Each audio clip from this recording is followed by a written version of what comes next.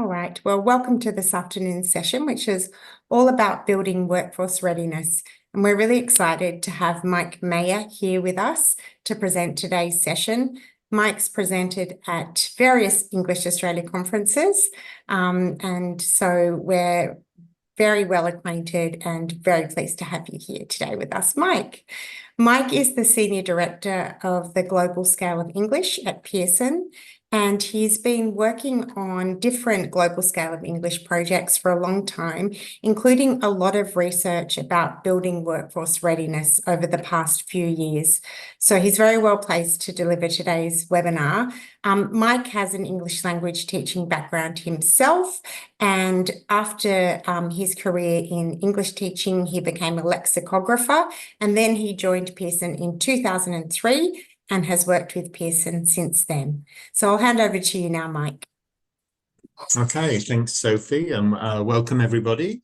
I'm actually coming to you live from Delhi, where I'm on a work trip, and with Sophie we thought this was probably a better time zone to connect. Otherwise this would be something like 4 a.m. in the UK, because I'm based in London. So thanks for coming along. I'm going to try and make this as interactive as possible. Obviously, I can't see any of you, but I do have the chat open. And so I'm going to ask a few questions as we go through. So please just pop your questions in the chat. There is a Q&A. There's a Q&A box, I believe, in Zoom, or I'll leave some time at the end. And if you want to pop any questions in chat as we're going through, please do.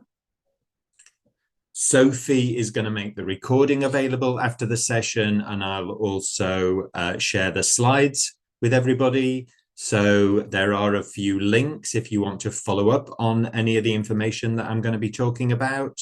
So you don't need to worry about photographing your computer or whatever. You will get access to the slides afterwards. So, as Sophie said, I've been working on, well, global scale of English for about 12 or 13 years now, and really focusing in on English for employability and employability skills in the last 4, 5, 6 years. So as well as working in the English division, I've also spent some time in the research department. And some of the things that I'm going to talk to you about today come from the research that we carried out in that division. And that research is not specific to English, but what I want to do is to show how we would integrate those findings into the English language classroom. So without further ado, here we go. First question, very easy. You can put a yes or a no into, or possibly, or whatever, in the chat. But do you feel your students have the skills they need for the workplace? Don't be shy, into the chat. Yep, some of them do.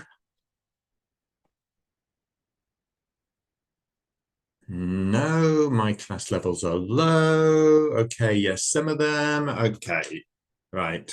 Keep popping your comments. Make this as interactive as possible. Well, I think it kind of depends who you ask. So in this piece of research, when university academic officers were asked whether or not they felt they were preparing students for the workforce, they were pretty, confident they were doing a good job. So 96% of them thought that they were equipping their students for the workforce. But in the same survey, when employers were asked, the figure was a lot lower. So, basically 10% of employers felt that they were getting candidates who were equipped for the workforce. Now, you could say that that piece of research is starting to date a little bit now, so that's 2014, but right up to, more recently, we're still finding a huge skills gap, and that candidates coming for their first job are not really equipped for the workplace. So what is going on? Pearson, and you will see from as we go through this presentation, we do like frameworks. And so when we were looking at what exactly are the skills that make somebody employable, we came up with our employability framework. And you can see there on the screen, we divide this very simply into 4 distinct sections. So core academic competencies, occupational competencies, career transition competencies, and something called personal and social capabilities. Now, in the interest of time, I'm not going to ask you to predict what you think is in each of those sections. Let me just tell you. So, very few jobs are open to people who do not have basic literacy and numeracy. And in 2025, digital literacy is added to that set of core academic competencies. And increasingly, I would say AI and knowledge of AI and AI literacy is also becoming a core competence. Don't be too distracted by the word academic. I know in many of your lives, academic means university, but these are just the core skills that somebody needs.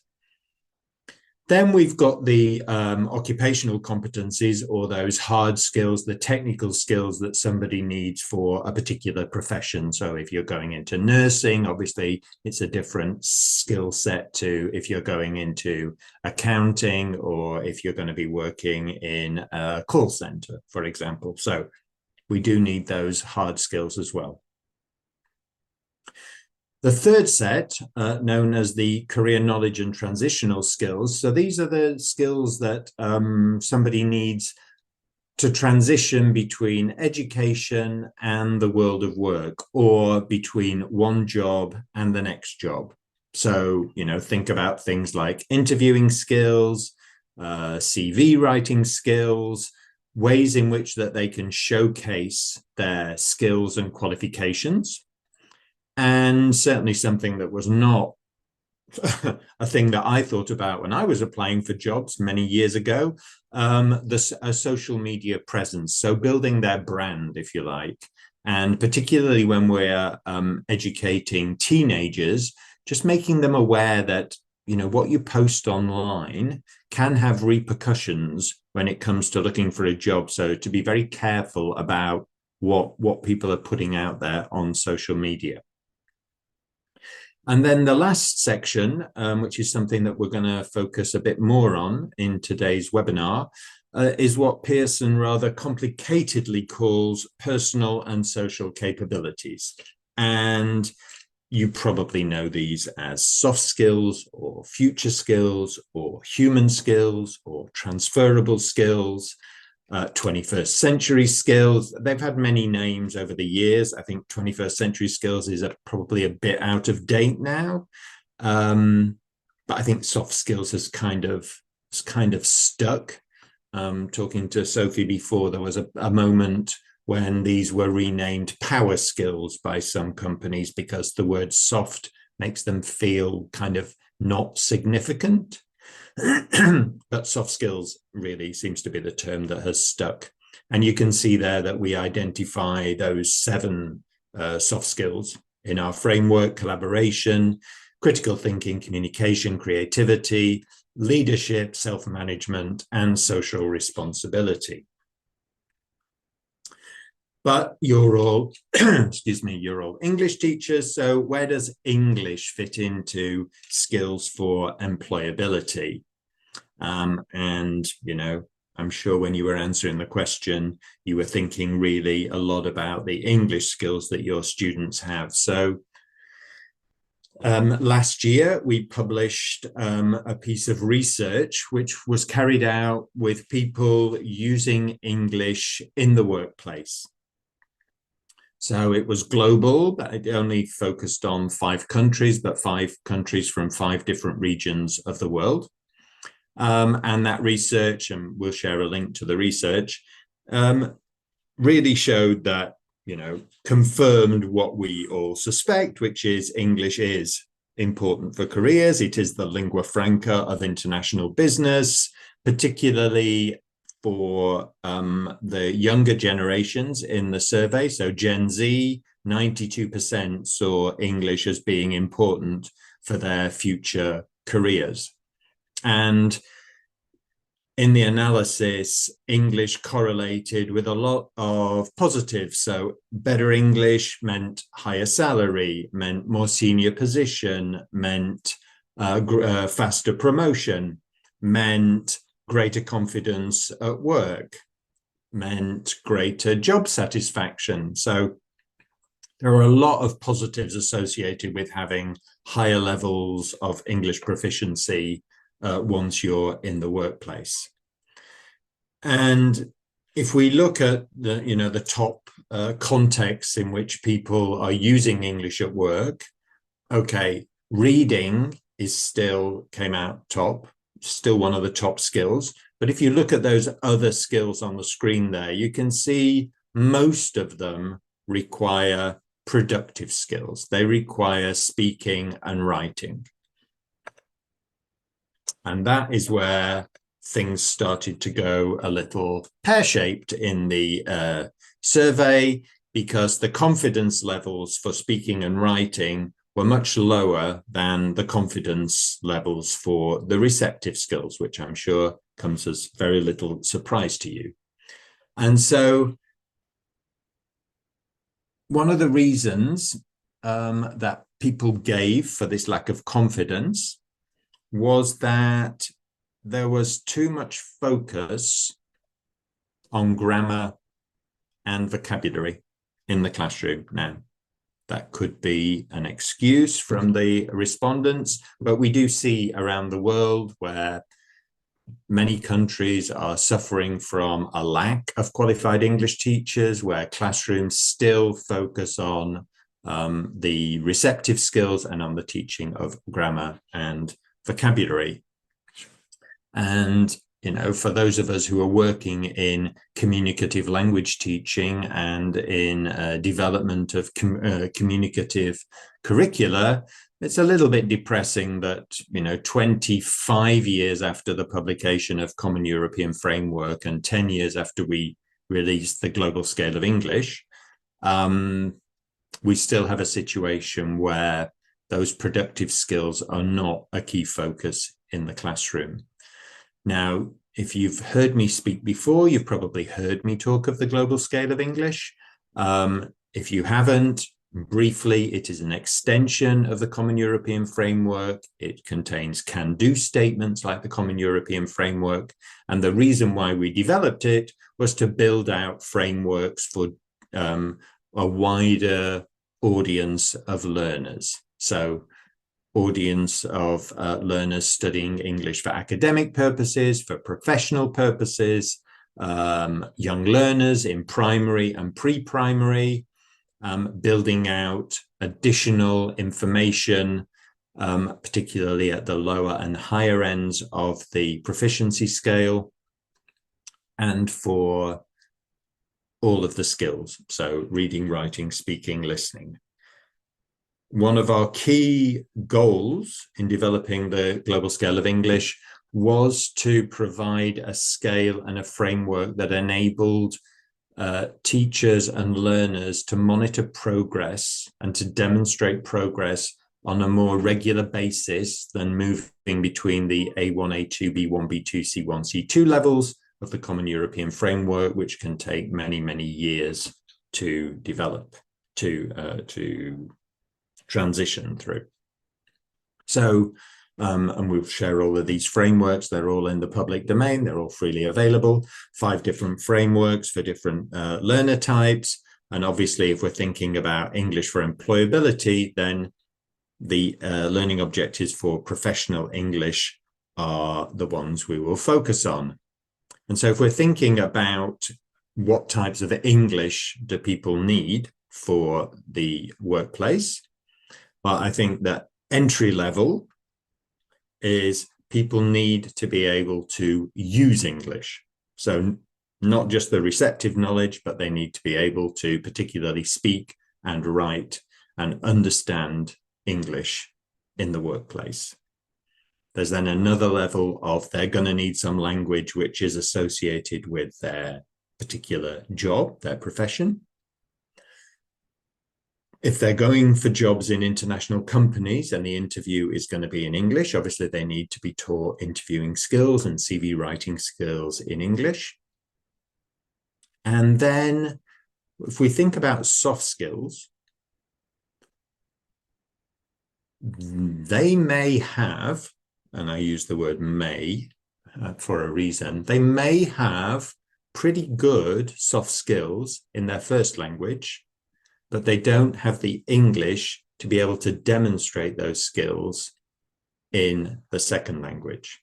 And so what are those language functions? What is that phraseology, that vocabulary that we need to teach to be able to prepare them for the workplace in which there's going to be a big emphasis on these soft skills?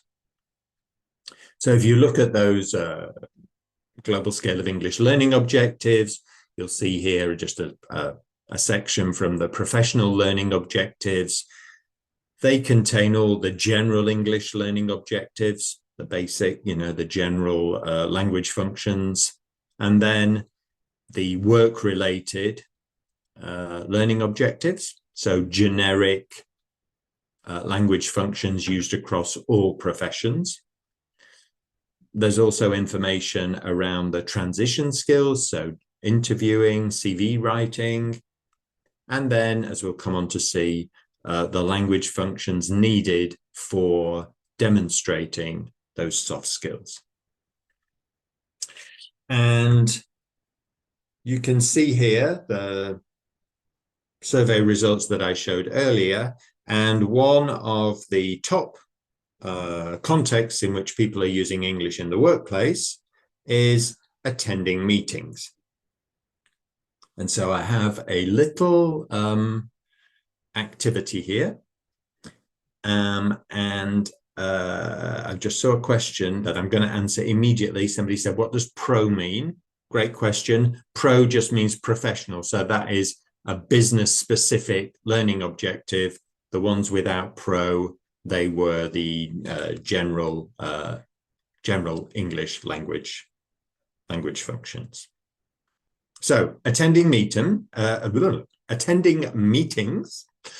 So I am going to show you now 5 learning objectives associated with attending meetings.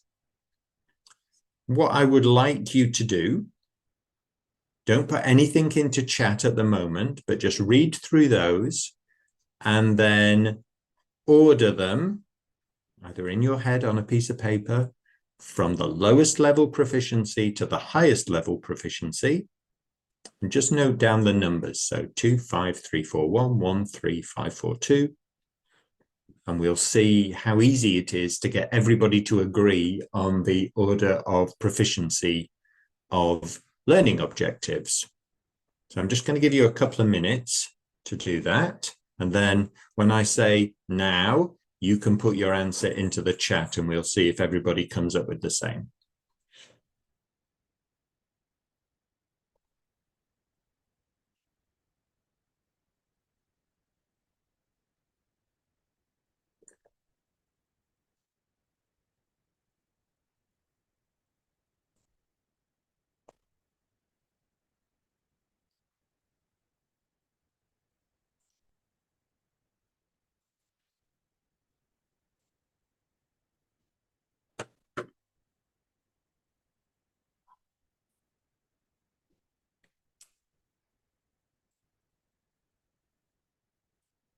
Okay, just 1 more minute.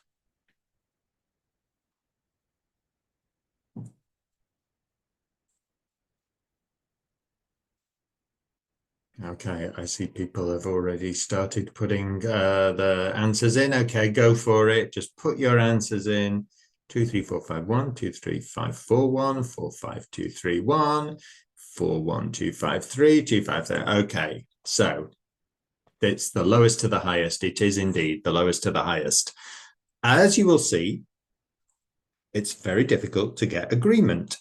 And so that is just a very simple way to show you that the value of having standards in education. So you are free to disagree with the standard, but I think it's useful as a teacher to know what is the global standard for language functions for professional English. So these have been rated and ordered and gone through psychometric analysis and IRT analysis to come up with a globally valid framework. So it may need to be tweaked slightly in your context, but this is a global standard that teachers can use to inform the types of language they're teaching at different levels of proficiency. So let me put you out of your misery and tell you that the order was 42513. 42, and I'm just flicking. Oh, I see definitely somebody's got it right. I see there, 42513. So a couple of people came up with that answer.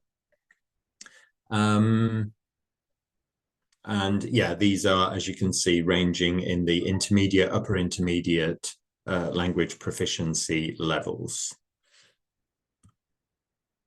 So, a quick word about occupational competencies. So I'm not sure if anybody on the call actually teaches English for specific purposes. But I just wanted to share with you a little bit of research that we did that can maybe help you if indeed you are teaching particular groups of students for a particular profession. So you may or may not be familiar with something called the ONET database. So the ONET database is a database of jobs. And if you go into that database, it lists out every job you've ever heard of and quite a few more to tell you. And under those, each job, it lists out the key tasks that somebody in that role will have to do for that job. And so what we did is then look at what are the language functions needed to be able to do that particular task in English. Now, if you are into English for specific purposes and you are working for a large company and a large company has a lot of money to spend, you can do a needs analysis. So you would interview the students, find out what they're using English for at work, and then create a course based on their needs. In my experience, companies with a lot of money are few and far between. And so what we've done is taken that information from the ONET database, aligned it to the language functions needed to complete those tasks, and then included a selection of them in an online database, all free. You will get the link after the call, but if you're not familiar with this, this is the whole of the global scale of English in one place. So when you go into that database, you have professional English as a section, and you can choose a particular job role. So the ONET information was for customer services representatives. So you would select that particular industry, that particular role, and within the teacher toolkit, it will give you key language functions necessary to complete the tasks of that role. Many teachers teaching ESP, you have students for a very limited amount of time. They're not with you for a full year. They're not with you even for half a year. So you have to decide, what do I prioritize when I'm teaching English to these students? This information done from an analysis of that ONET database helps those ESP teachers to identify key language skills that you can be confident those learners will need in the workplace. So I'm sure you've all read, you've been to conferences, you've heard endless information about how the workplace is changing and changing more rapidly now than ever before. And the fact that, young people in education today will end up in jobs that actually don't exist today. And in January this year at the World Economic Forum, a report created for that forum claims that, almost 40% of existing skill sets will be outdated by 2030, which is actually not that far away. And so what is it that we teach these students? We know AI is having a significant impact. In our survey, again, particularly the younger generation, Gen Z, they were worried about losing their jobs to AI. And within Pearson, as well as English language, we have higher education, we have other divisions, and one of those divisions looks at the workforce and workforce skills, and they carry out lots and lots of research. And the key recommendation from their research is, in an age where the workplace is being disrupted by generative AI, employees should think about upskilling their soft skills. We have a part of that workforce skills division actually based in Australia. But they carry out global research. But on your screen, you can see their research from Australia. And this part of the business, known as Film, scrapes job adverts from the internet and looks at those skills that employers are looking for in their job ads. And this was from 2022. And as you can see, 9 out of the 10 top skills fall under the category of human skills. And they have various algorithms that predict where these trends are going. And in the future, which in 2022 was 4 years ahead, now it's next year, you can see that relationship building skills and leadership skills are still up there with the top skills that employers are looking for. And so what can we do to start integrating soft skills into our teaching and raising awareness of these soft skills? So, as I mentioned, I used to be in the research division, and we published a series of white papers on, there we go, a different name, Skills for Today. Basically, it means soft skills. Those papers, you'll get the link, very detailed. They are literature reviews. They are quite academic. But I want to just summarize the key takeaways from those papers, the takeaways that are key, common to all of those papers.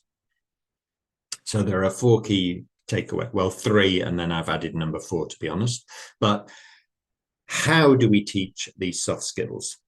Well, the first thing is we need to teach them. They're like any other piece of information, any other subject. They need to be explicitly taught with examples, with feedback, with,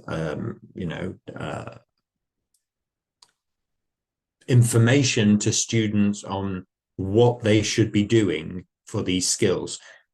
You cannot simply put people into small groups and assume that they're going to pick up good collaboration skills.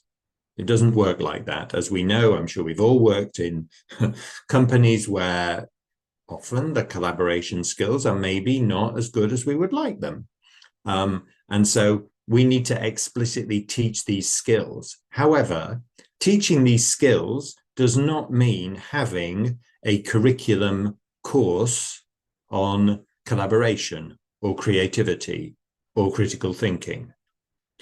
All the research points to the fact that these skills are best taught within the context of other subjects. So in the maths class, in the science class, and as I'm going to go on to talk about, in the English language classroom.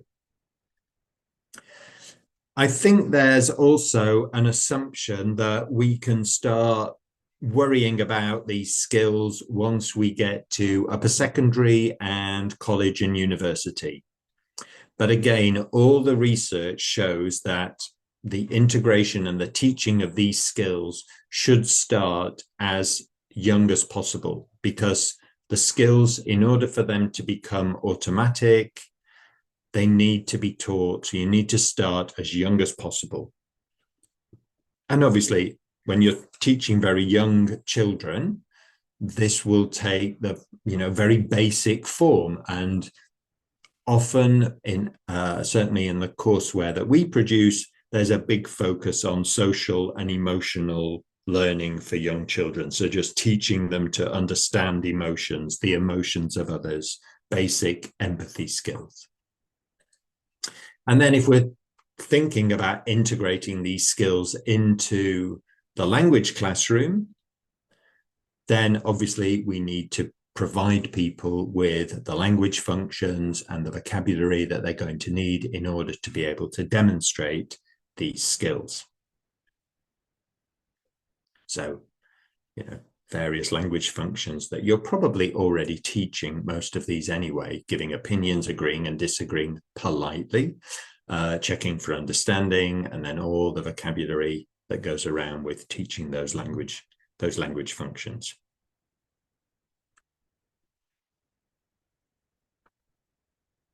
There is, however, one slight problem, or there was, and that is, or was, that there wasn't a common definition of what performance looked like on these skills.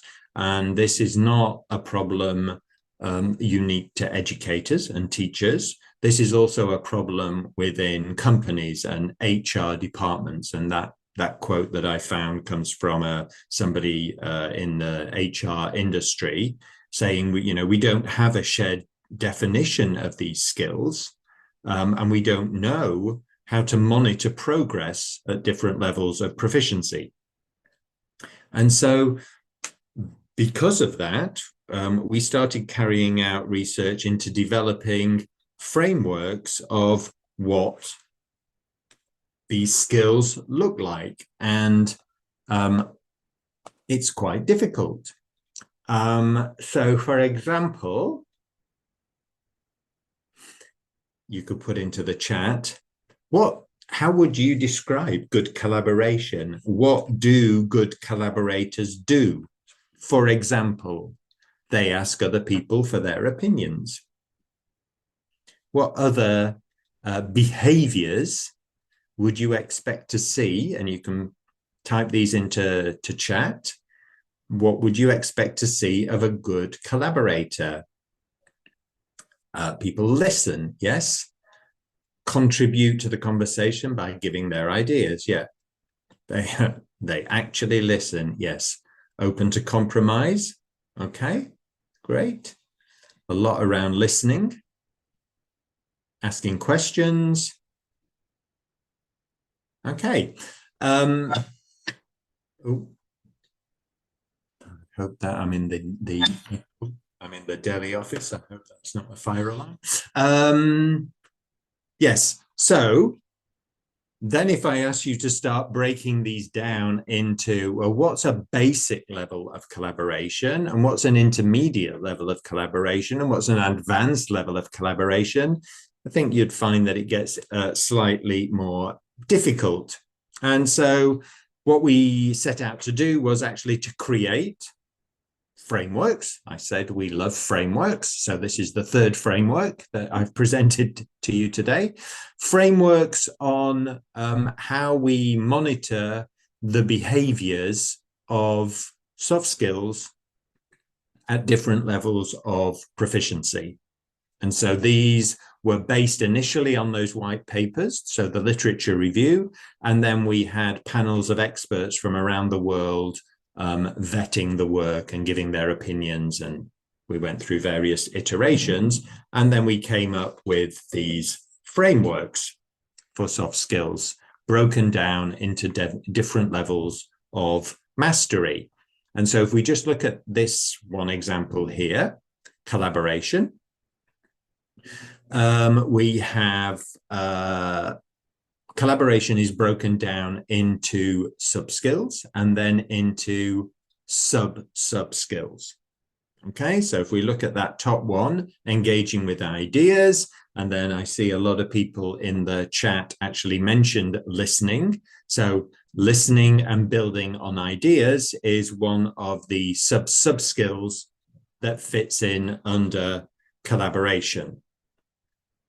And so if you go to the website, to the frameworks, this is the type of thing you will find. So you can see there 5 different levels of proficiency, starting with a very basic listening without interrupting, or interrupting productively and politely, going way up to the other end of the scale at mastery, where, you know, it's more complex and summarizing multiple ideas and synthesizing ideas.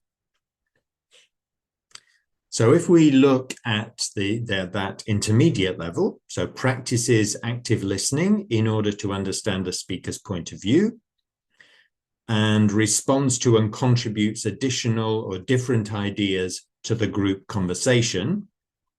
So we can take that, take those behaviors and then identify, align to those, the language functions that you would need in order to be able to demonstrate that you have that skill in English.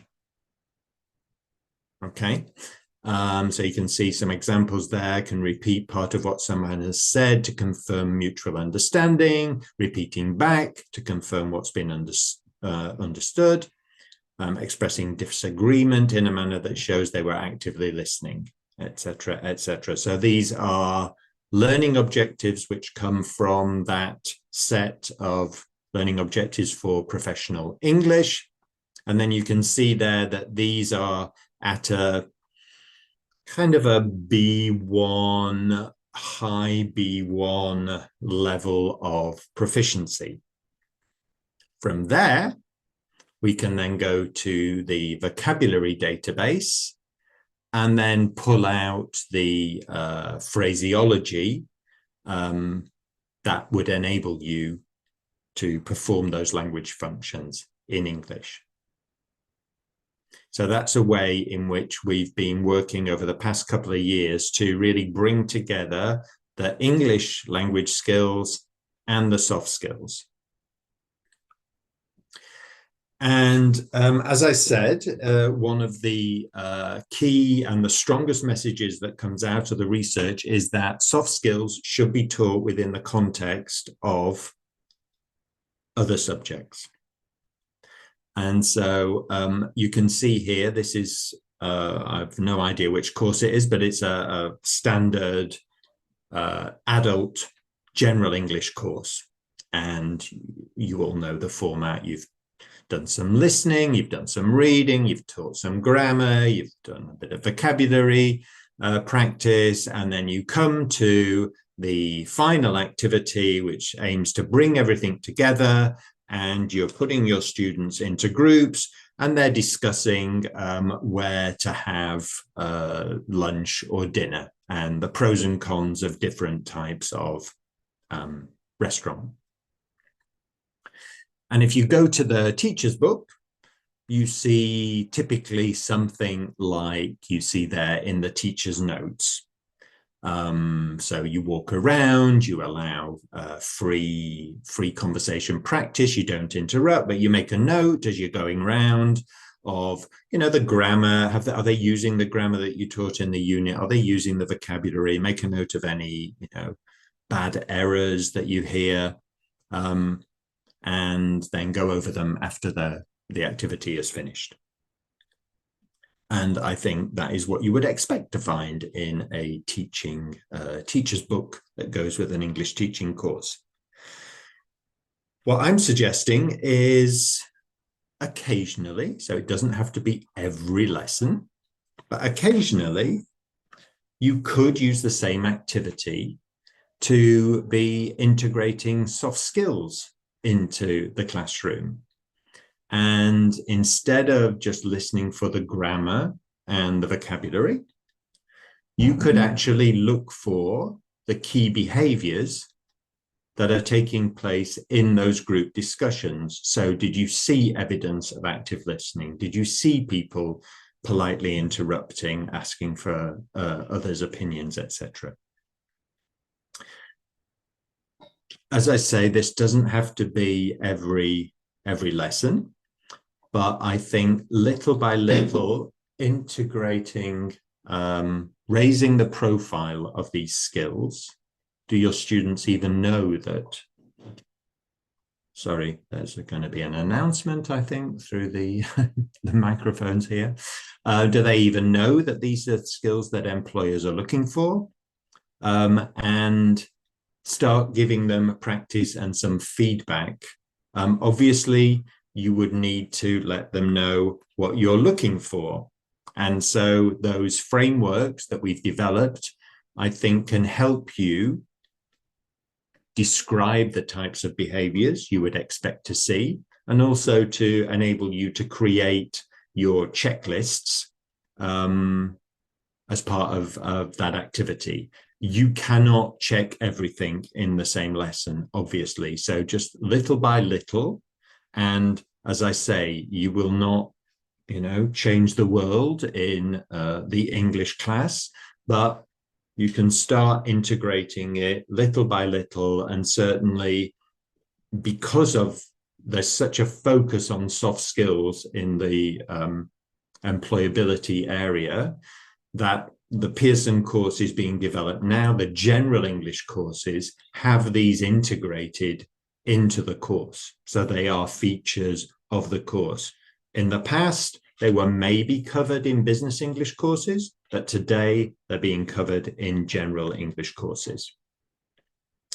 And then these frameworks, they're not assessment rubrics as such, but they can be used to inform and develop assessment rubrics.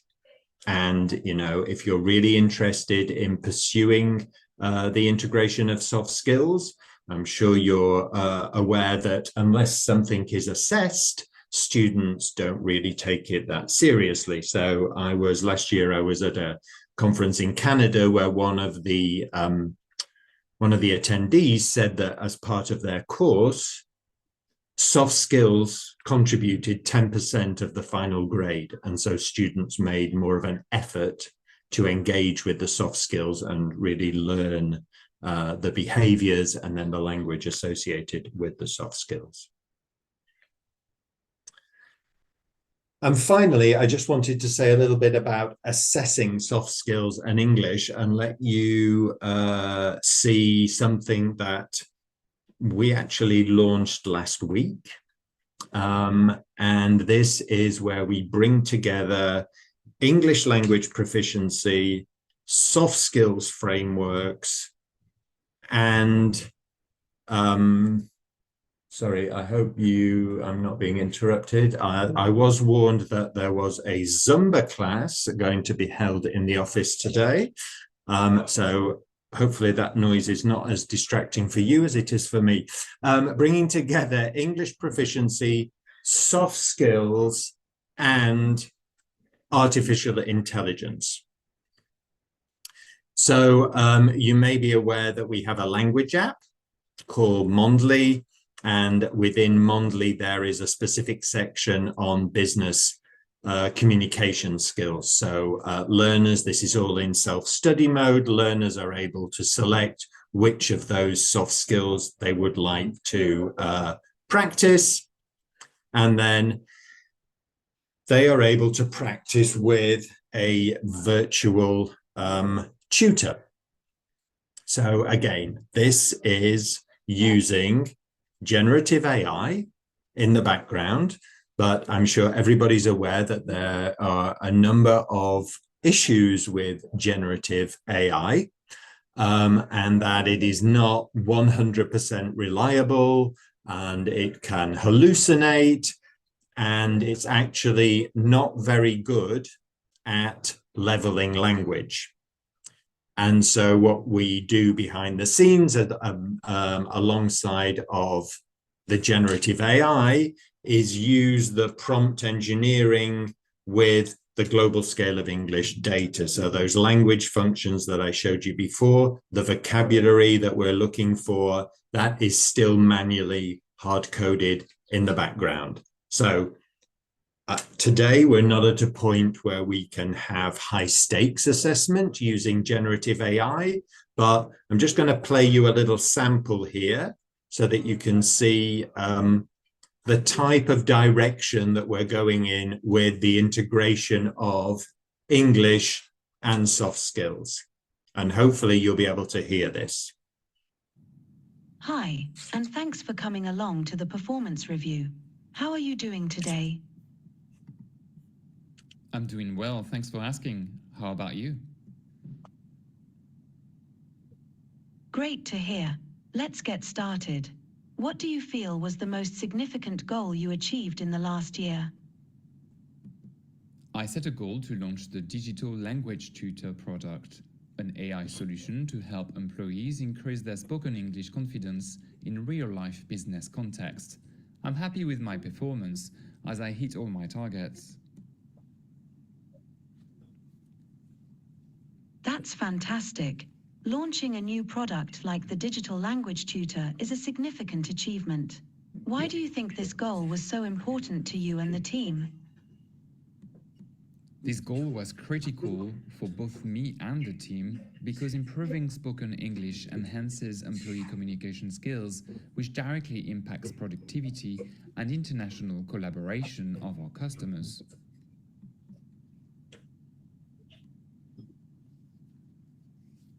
Absolutely. Improved communication skills can certainly have a positive impact on productivity and customer collaboration.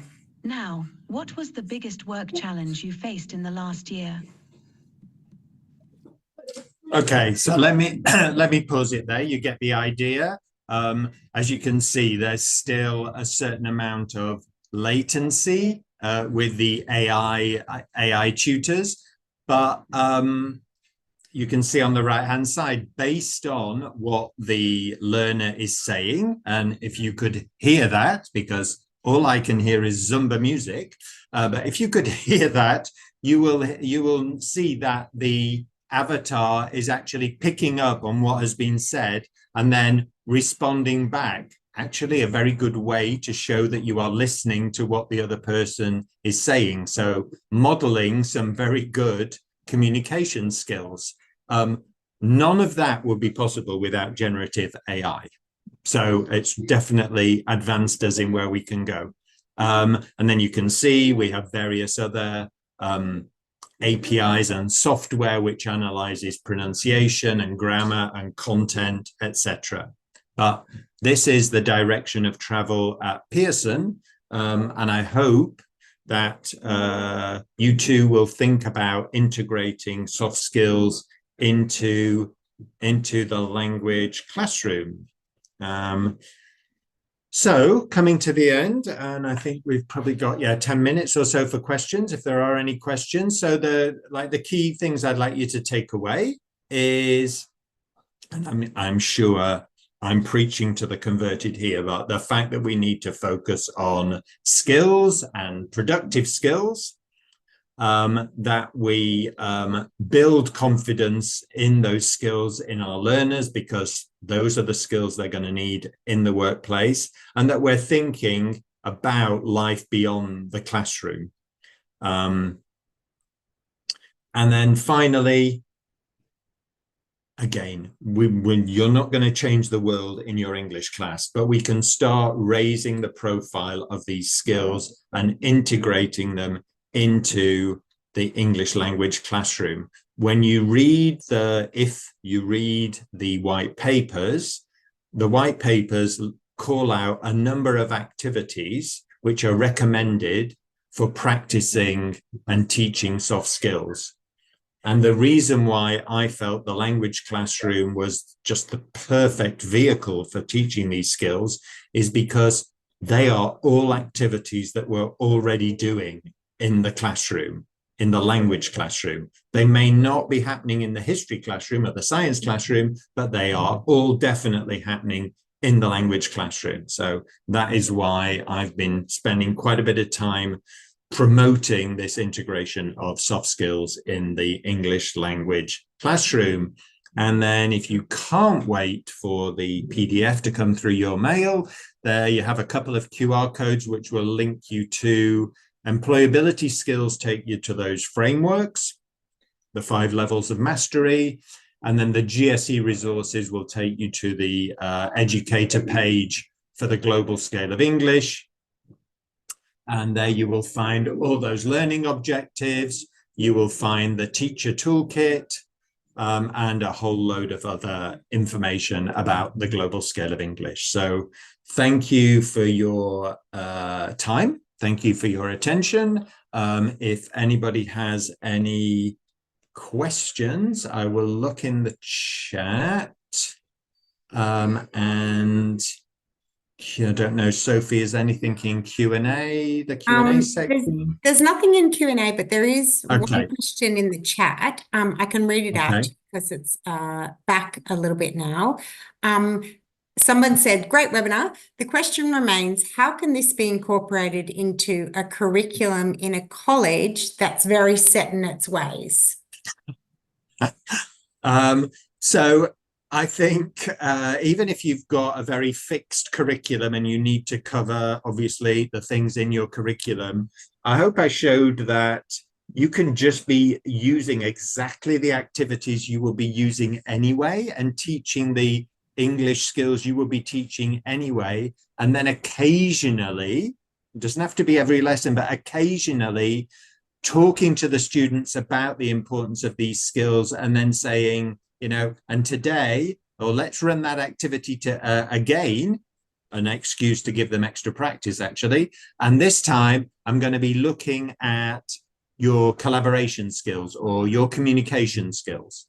So I think you don't need to be subversive and say, oh, well, we have to do this now.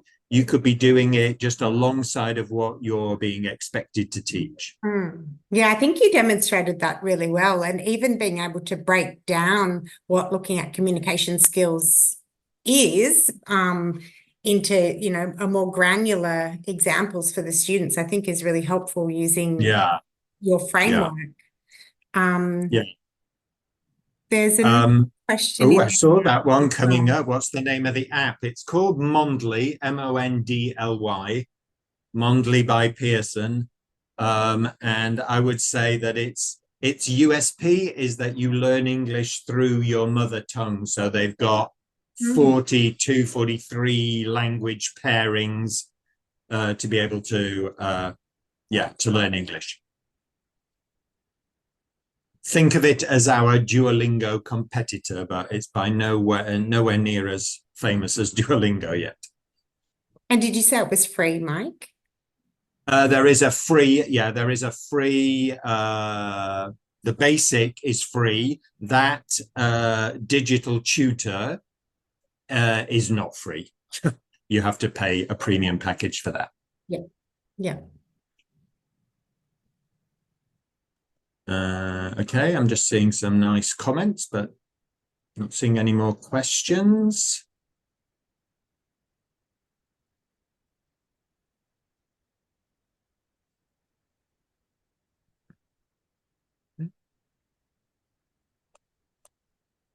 Okay, so as I say, we will share the slides with you so that you can review at your leisure. You have the links to the various frameworks and reports, and Sophie will also share with you the recording. And so if anybody missed it, they can watch the recording. Yeah, okay. Well, thank you again, Mike. The three frameworks that you presented were incredibly rich and useful for the work that we do. And I think there's such a close alignment of soft skills with communicative English language teaching. So it was really exciting to hear about the Pearson work that you've been doing in formalising this integration of English language and soft skills. And very exciting also to see that demonstration of Mondeley and the AI tutor. So Yeah. Thank you. I can see from all the comments that people have got a lot out of this session, and it really is something that we can go away and integrate into our teaching immediately. So thank you for making it so practical as well. Just to reassure you, we can't hear any Zumba. Really? But It is deafening. it gave the webinar quite a nice kind of comic relief for us watching on, because it made it sound like it was really intense for you, but we can't hear a thing. Zoom's very good at blocking Okay, well, you're lucky. external noise. But the fact that it was Zumba just made it, you know, quite entertaining for us and probably even more annoying for you. Thank you. So well done in dealing with that so well. And thank you, Mike. It's always such a pleasure to hear about the work at Pearson and the work you're doing on global scale of English. It's incredibly rich and yeah, so useful for us in our curriculum and in our classes. Thanks again, and thanks everyone for coming. Thank you, and hope to see people in Australia later in the year. Yes, yes. Yeah. Great. Thanks, Sophie. Thanks, See you, Mike. everybody. Bye. Yeah, Mike will hopefully be coming out for the conference and some road shows. So watch this space. Thanks. Thank Mike. you.